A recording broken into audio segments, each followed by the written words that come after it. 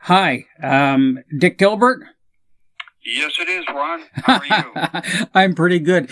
Can you tell us the agency you're aligned with? Yes, I work with Megacore Insurance Agencies. We've been around since 1985. We're a boutique MGA. We design products and we distribute them through high-end brokers. And just I'd like to interject.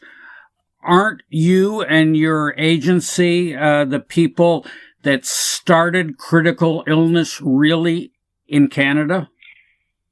Well, to back up a little bit, Ron, Sure. We didn't start it. It first came into Canada in 1988 with a company called Canadian General Life, which then became RBC. We were the ones that were successful with it. We went to a company called Commercial Union and designed a product which they really liked, and it took off. Oh. So it was 1994 that it really, really took off, and that's what most people remember. Yeah, we designed that product. Yeah, okay, super. So, let's get into what's the problem that maybe critical illness insurance could cure, but what is the problem you see today, Dick? What I see today is with our fast-paced lifestyles and stress, more and more people are getting, they're becoming stricken with a critical illness. And that could be cancer, heart attack, bypass, stroke, Parkinson's, MS. But the vast majority of them are living for quite a while. And I look at the statistics, and I remember from a few years back, we did some research, and the number of Americans and Canadians in a 4-year period that were diagnosed with cancer was greater than the equivalent of one Titanic sinking every day. Oh, whoa. Could you repeat that again, please? Yep. A number of years ago, in a 4-year period, the number of Canadians and Americans diagnosed with cancer was greater than the equivalent of one Titanic sinking every day. Oh, and during whoa. the same period, actually, Americans were treated for lung cancer was greater than the equivalent of 12 jumbo jet crashes a week. Oh, whoa. But Dick, critical illness, that covers cancer, heart attack, and stroke. That's only for people over 75, isn't it? Like, no young people are getting cancer, are they? Ron, there's so many young people getting it. The number of juveniles coming down with critical illness is staggering. Even we were surprised. More and more cases of cancer in the 20s, 30s, 40s. And yes, there's a number of people over 65 that are coming down with cancer, and that's just based on longevity. Okay, Dick, you're quoting statistics, but really, for the listeners, do you actually know people who maybe were in their 20s and 30s and actually got cancer or heart attack or stroke? I had a case of a 26-year-old lawyer that took out a policy and within 6 months had a heart attack. Oh, God. I had a financial planner that took out a policy, and within, I'd say, 2 weeks of taking out a large policy, he had a heart attack and it was paid. Oh, whoa. So what I'm hearing, the listeners are hearing, that there's a problem because of the fast-paced society and probably eating a lot of junk food doesn't help. People are getting a heart attack, stroke, and cancer. And what's the solution for this? Because maybe they'll have cancer and they'll still live. Like, what would you say? That's right. Yeah. The worst type of cancer is lung cancer, and yet the average length of survival is at least 5 years, and some are longer. I had a lady who recently had cancer, lung cancer, 25 years ago. Critical illness, to me, is the most innovative and most necessary product that's come along in the last 100 years. Disability insurance is a great product, but today with medical breakthroughs and science and everything like that and treatments, very, very seldom does a person qualify for 90 days of disability. and you have to be under a doctor's care and all sorts of other things. Critical illness, you get diagnosed, you get paid. If you have to take time off work, you don't have any problem. If you want to get special apparatus, or you want to get special equipment, or get a van decked out to help you if you need a wheelchair, you can do that. The money can be spent any way you want. Okay, so Dick, for our listeners, what they're hearing, and maybe some for the first time, somebody gets a heart attack or stroke or cancer. After a period of time, they get a lump sum of money, and they can use this money for whatever they want. Even if they decided, hey, I want to go to the Mayo Clinic to get a second opinion, they can use the money for that. Absolutely. Absolutely. And the beautiful thing with critical illness is the younger you are, the better chance you have of getting a policy, because they take into consideration your family history. And the older your parents get, the more likelihood somebody's going to have a condition. So we always encourage young people to start off, the first product, start off with critical illness. Because like disability, it's based on your occupation, all sorts of other things. CI, there are no occupations, there are no classes. Doesn't matter what job you're working in. If you qualify, you get it. Simple as that. So what I like about it best, about critical illness, is that they pay a lump sum. So if I've got if a person has $100,000 policy, after they'll pay out $100,000. You don't have to be like getting payments of $1,500 a month, and the insurance company's still checking to see if you can work. If you have a heart attack, stroke, or cancer, you get paid. Am I correct? You're absolutely correct. 30 days after the diagnosis, and you submit the evidence, and that's it. Bang, you're paid. Yeah. So, and it's tax-free. Oh, whoa, even better. So the problem is people are getting heart attack, stroke, and cancer. And they're the main things. But with a critical illness plan, they could get paid a lump sum to do whatever they want with it. If they want to get a second opinion in the States, they can do that. If they want to just rest for a couple of years. Even if they wanted to go down to the States to get treatment, because they treat cancer far more aggressively in the States. And you have to remember two things.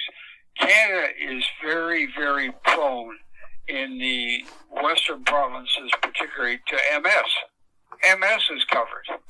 Oh, wow. Another thing is that every hour of every day, there's a new case of Parkinson's diagnosed in Canada. And it's covered.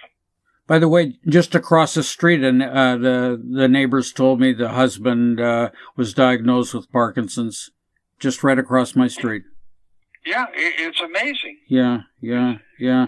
So you probably have much more experience in this than me, but I've got a number of stories, but a good positive one.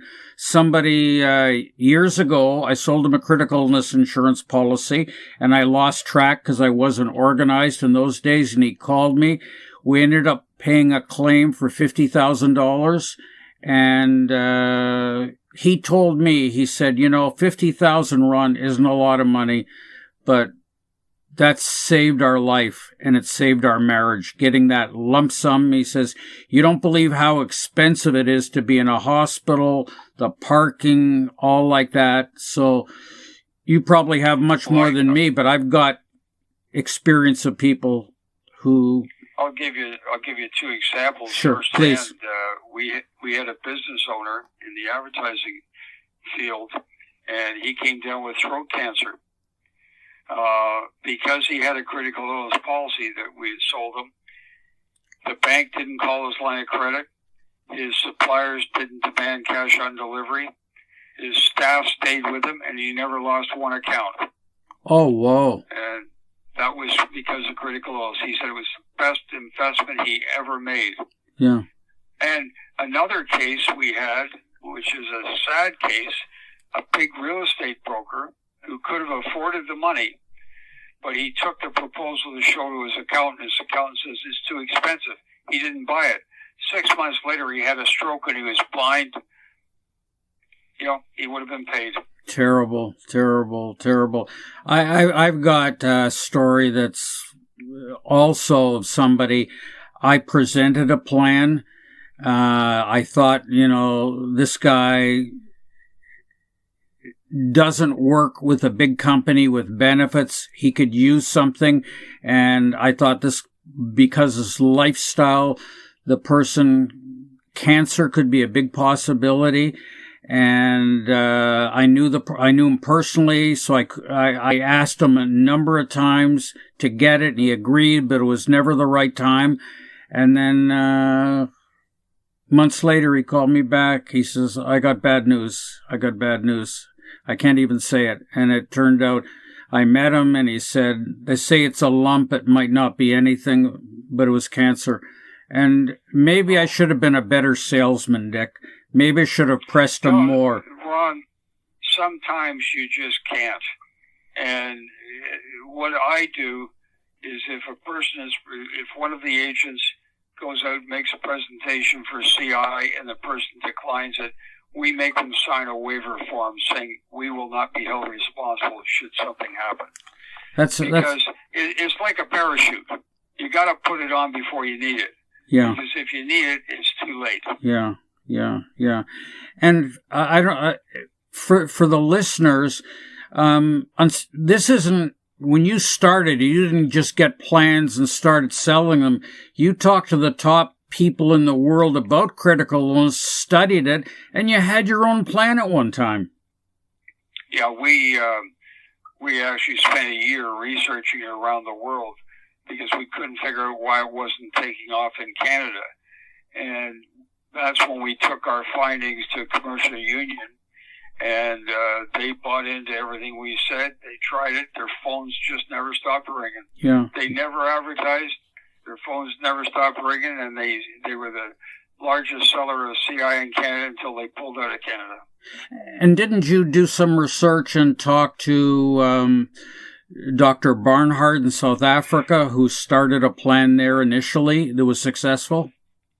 Yeah, the first plan in the world was with Crusader Life in South Africa, and it was designed by Dr. Marius Barnhart, the heart surgeon. And one of my brokers knew him personally, and he introduced me to him. And I sat down for about 45 minutes off the record talking, and he really opened my eyes. I mean, I became an instant believer. And that's when we went on a mission to push CI. We offer CI just about every case we can, and I know there are not a lot of CI being sold right now. We sell a lot of it. I just did $500,000 on a 50-year-old. Oh, wow. Just for the listeners, I actually met and talked to Dr. Barnhart too, but only for 5 or 10 minutes. But